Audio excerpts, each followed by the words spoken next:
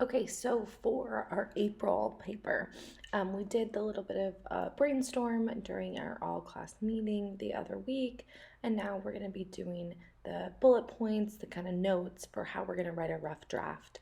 So you should be on this page with the topic as April, so you can put that in, and then we're going to write down all of these notes. Now, I'm going to make sure that everyone includes at least the three things on the left side, and then you only have to choose one on the right side.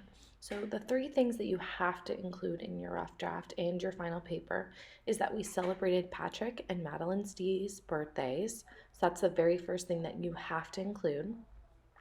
The next thing that you'll have to include is spring break or Easter break. You can call it either one. And I would definitely include how you celebrated your Easter. A lot of people this year celebrated Easter in a new way because of the coronavirus. So now this is a great time for you to express how you celebrated it. Then the last thing that you have to include is something about distance learning. I know that we mentioned it in our last one, but we want to include it in this one as well because all of April was actually distance learning.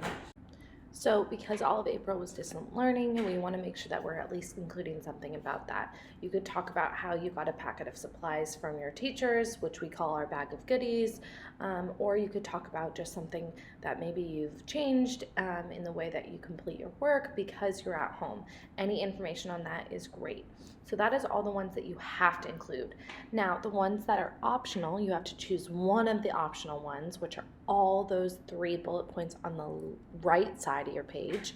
So one of those that you can include is something about April Fool's Day. The second one that you could include is that you started a Ramona novel study. And the third one that you can include is that you planted a lima bean seed and you started your Diary of a Seed project. Now, also, a few of you were mentioning that you lost a tooth. This is totally something that you can also add to your own paper. Or if you celebrated mom and dad's birthday or a sibling's birthday, you can also add that to your own paper.